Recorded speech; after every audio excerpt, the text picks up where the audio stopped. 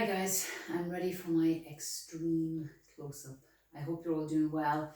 Today I wanted to make a video on metabolic health so people can get a bit of clarity on what exactly that means. So we've all heard the word metabolism and we know it's got something to do with, losing weight and having a healthy weight, but it's so much more. Metabolism is the sum total of all of the biochemical processes that happen in your body. And if those biomechanical processes or biochemical processes are working smoothly and efficiently and working in an integrative way, then you're going to have health on multiple levels. And if we lose health in our metabolism, if certain markers go out of alignment, then basically it sets us up for all types of diseases, things like heart disease, things like diabetes. And really, many doctors today are saying that the root cause of the vast majority of illness is actually poor metabolic health. Now, during the last 2 years, a big study came out of the States that showed that 88% of the American public have got poor metabolic health. Now, I'm here in Ireland, and in Europe, I'd say we're not too far behind, because where the States goes, the rest of the world tends to follow, gradually. So about over 70% of the American public are now overweight.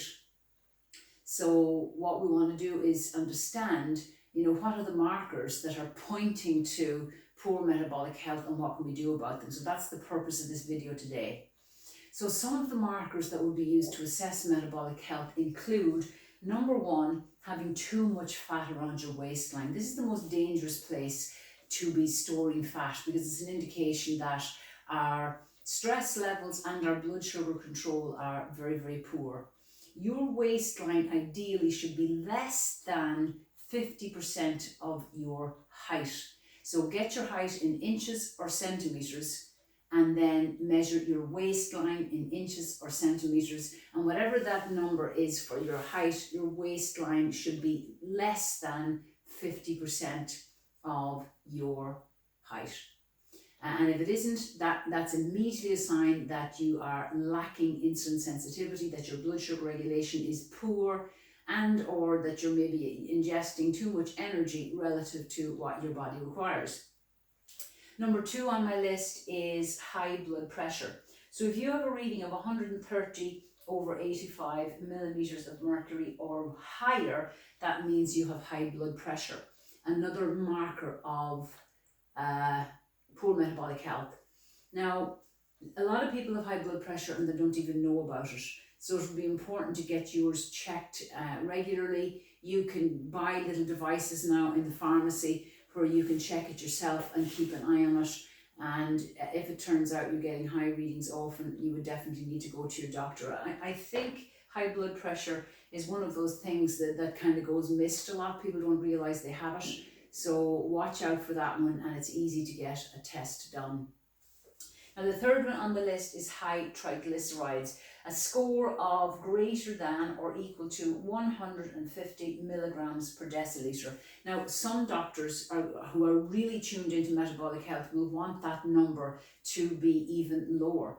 So some doctors say that the fasting triglycerides it's kind of like the Swiss Army knife of tests for metabolic health, and you want that number to be minimally, at a minimum, less than 150 milligrams per deciliter. But as I said, many doctors will want it to be significantly lower than that, because a lot of the numbers here that are posted, are based on average populations, and the people who are on the cutting edge of metabolic health are saying, well, in fact, it would be healthier if the number was, a little bit lower than the one that's out there at the moment in terms of public health guidelines.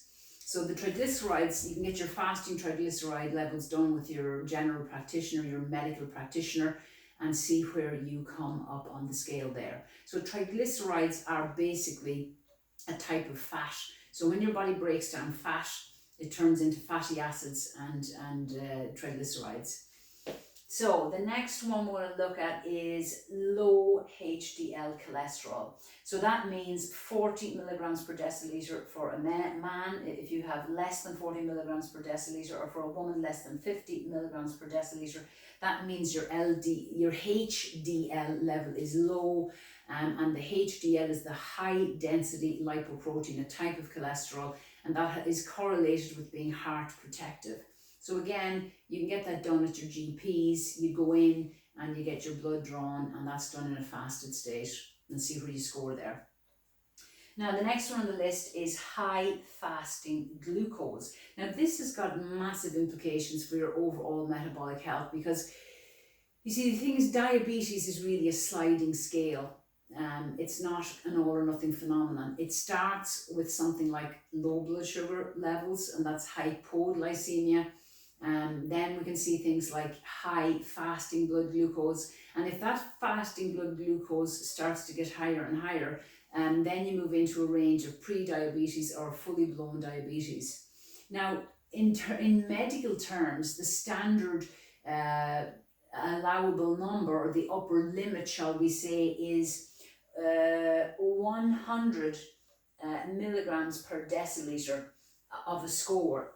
That's what the standard medical guideline says, that if you have a score of 100, you're still okay, you're still metabolically healthy.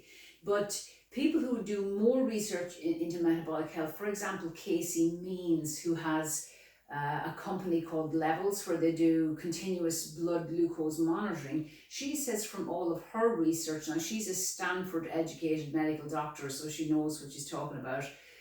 She says that she much prefers to see the fasting blood glucose in between 70 and 85 for a reading. So that's like a big difference between that and 100. And for every, I think it's for every 5 or 10 points that fasting blood glucose goes up from 70 to 100, your increase in risk of heart disease goes higher and higher and higher. So 100 isn't really a great score, even though it's deemed okay by the medical profession. That's not actually a great score. You want to be closer to the 70 to the 85 mark.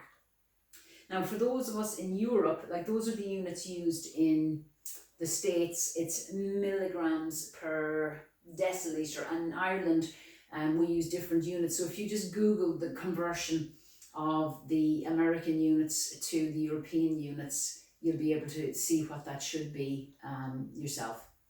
So that's just a snapshot of 5 markers that point to metabolic health or metabolic dysfunction. Now, if you have 3 out of those 5, you are described as having metabolic syndrome. If you have even one of them, it's a sign that you're not fully metabolically healthy. Each of these things can be worked on to make them better by changing your diet, learning how to regulate your blood sugar with better choices of food. With exercise, of course, we can make massive inroads into all of these things. We can help lower blood pressure.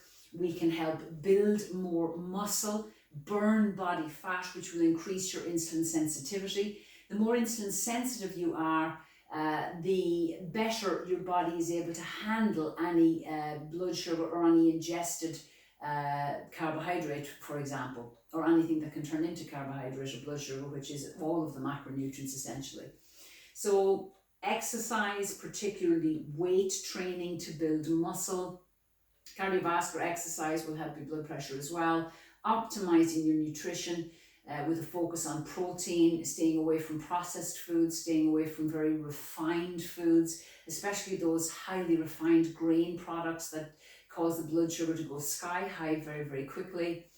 And if you put those markers in place, including stress management, because we know that stress has got a very obvious and immediate effect on our blood pressure, for example, and optimizing sleep quality as well. If we optimize the quantity and the quality of the sleep, then that has massive implications in terms of blood sugar regulation. I mean, they've shown that if a person has a bad night's sleep, immediately the next day you can have a very high fasting blood glucose. Do that often enough and you're well on the road to being diabetic. So quality sleep and quantity of sleep is critical. So remember, if you can optimize all of those 5 markers, you're going to be much more metabolically healthier. You'll probably have lost weight at this point, and you reduce your risk of pretty much all forms of disease, because what modern science is pointing us to is that once that metabolism becomes unhealthy, you're basically just setting yourself up for a very large number of diseases. So get metabolically healthy, start committing to your nutrition, your exercise, your stress management, and your sleep. And if you need help with any of those things, I work as a personal trainer with the exercise side of things, and a nutrition and lifestyle coach to help people with their eating habits and their lifestyle in order to optimize their metabolism. You can find me on www.clairerooney.com. That's CLAREROONEY.com, and on my website you can find a list of the services that I offer. So I hope this video was some help to you today in understanding what is metabolic health.